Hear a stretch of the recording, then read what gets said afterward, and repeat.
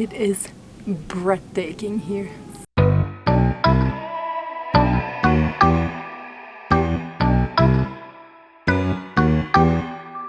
For a cat lover, this is an intriguing moment where there's been a sleeping cat who does not budge. At all. Maxie's watching him for the last few minutes. So you've passed several times, the baby has been making noise, Maxie has been sitting there and the cat just does not give. No, he looked up once when I dropped something down, so it's alive. About 5 minutes after the last video. This is slow motion action. What do you reckon, Ardie? This is you can barely call this action. The head tilt, huge head tilt from Maxie. Tilt any further, be facing the wrong way. Won't be able to see him, yeah.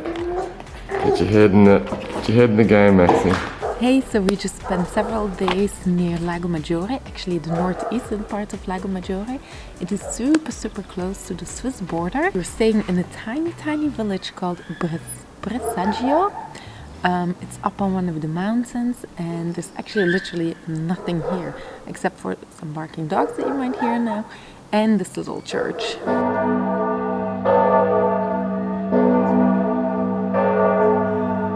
But the Airbnb where we are staying is super comfortable, so let's just have a quick look at that. On the left you have the living room and dining room table with a big television screen. Then over here there's a balcony that runs all the way to the bathroom, to the bedroom with a beautiful view of the church and then the mountains. So when you come in here, there's the kitchen, which we particularly liked. Like we like the open space and then the island. Ardie could sit there, they're good for cooking. And then 4 gas pits, which is really nice.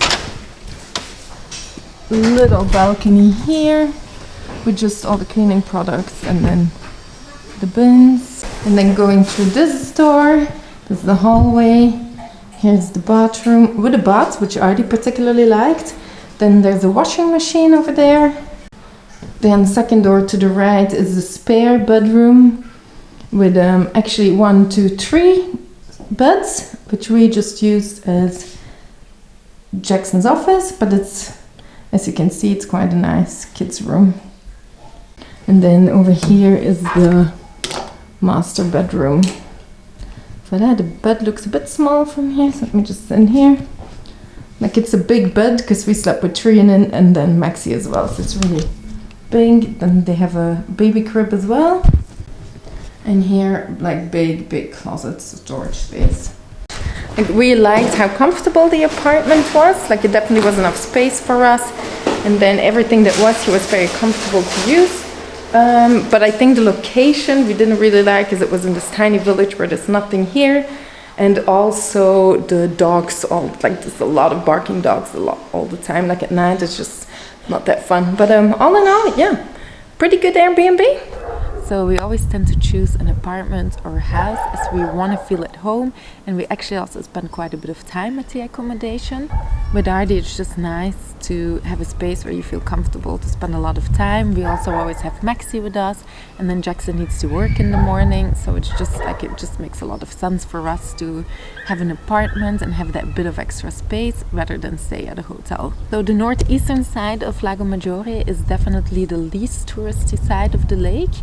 But it's also without a doubt the best side to explore the mountains and the nearby trails, which is exactly what we wanted to do. So let's go have a look what we did on all our days here. So on our first full day we went on a hike near the village of Ardie, which is on one of the nearby mountains, and it's close to the village, like to the lakeside town of Louis.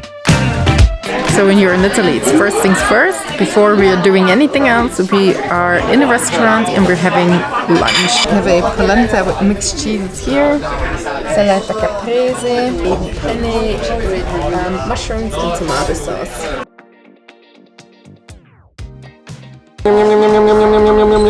Straight up. Ardie on the swing at the playground where we had lunch. Look in this beautiful forest. Let me just show you. There's the restaurant. So we're all sunscreened up.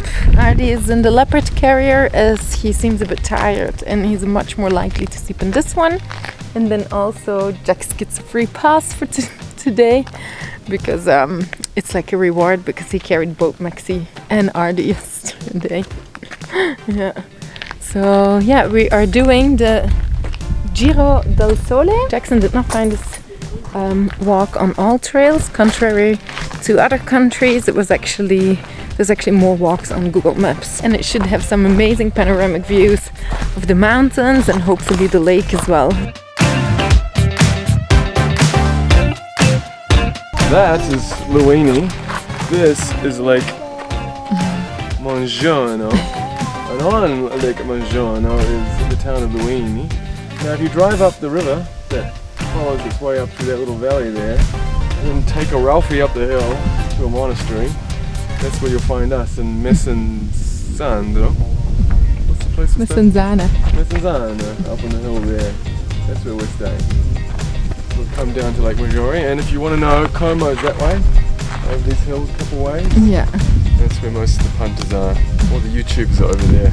Yeah. They decided to come.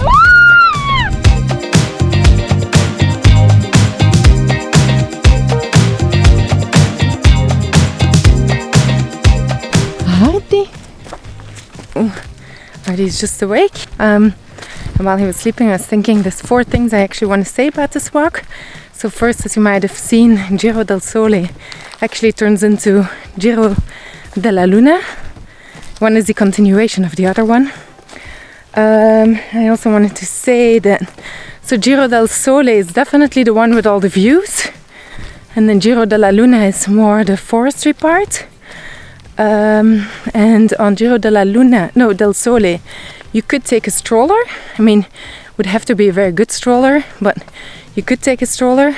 But on the Giro della Luna part, like there's no chance. Like you need to really take a carrier, and but still both are still very nice. And there's not a lot of people. Like, how many people have we passed on Giro della Luna? Nobody. And Giro del Sole, I don't know. No more than 10 people, so yeah, it's really good. We're at the end of this walk now. We're also gonna have a bit of a swim in Lago Maggiore. Ardie in his swimsuit, in his ride, ready on his way to the beach.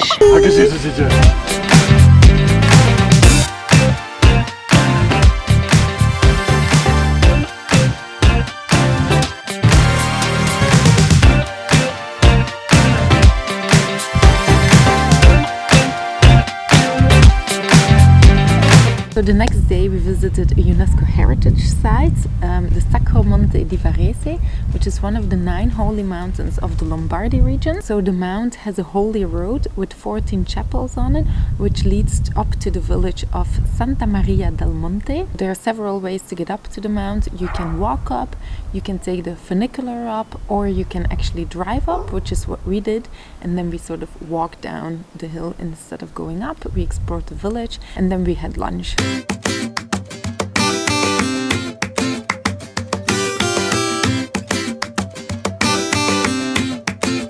We've just arrived here like a few minutes ago, and honestly it's nothing short here of just amazing view after amazing view. It's just, Italy just never disappoints, does it? So we are sort of doing it the reverse way. We are actually starting at the top of the chapels, and then we're walking down to visit a few more chapels, and then we're gonna have lunch. But a lot of people actually also do it the opposite way. They start at the bottom and then they walk all the way up to visit all the chapels.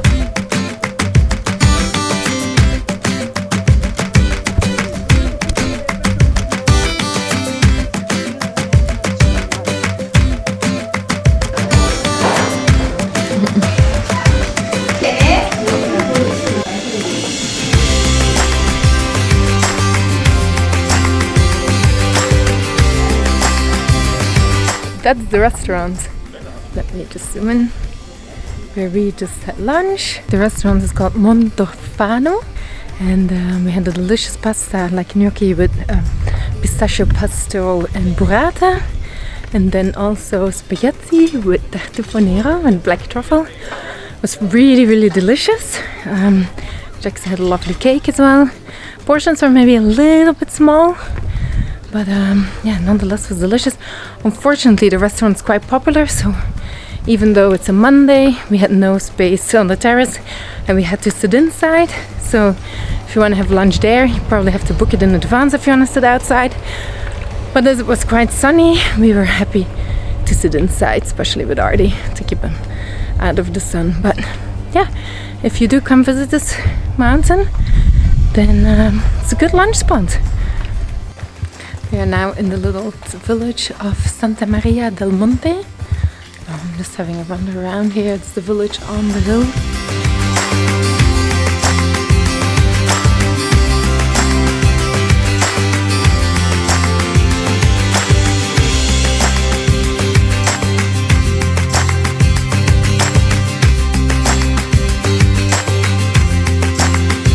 So the Holy Mount is actually situated in Parco Campo dei Fiori, which means Field of Flowers, and it's actually a national park. So while Ardie was having his afternoon nap in the carrier, we walked up to the astronomical observatory, where you have amazing panoramic views over the lakes. Like you can actually, on a clear day, you can probably see all the way to Milano. So we saw direction Como, etc. Like it was beautiful. Then afterwards, after walking up to the observatory, we also walked around the mountain, which gave us even better views. Like it was just absolutely magnificent.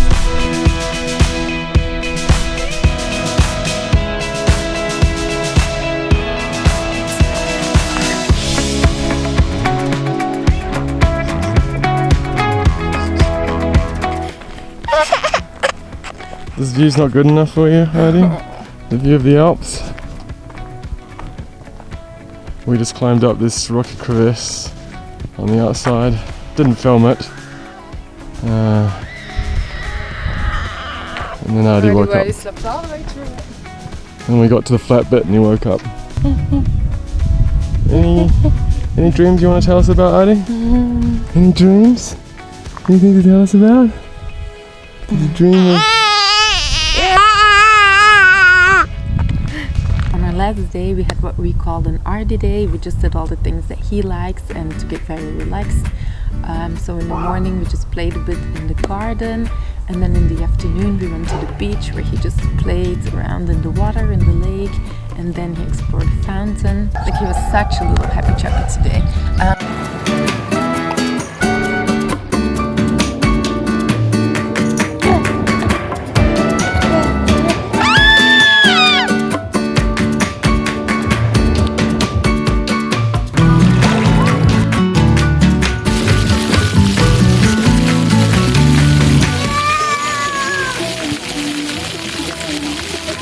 So I do want to end this video with saying that Italy is just absolutely amazing for kids. Like it's just, the Italians, they love children. Like they're always smiling at them, they're saying hello.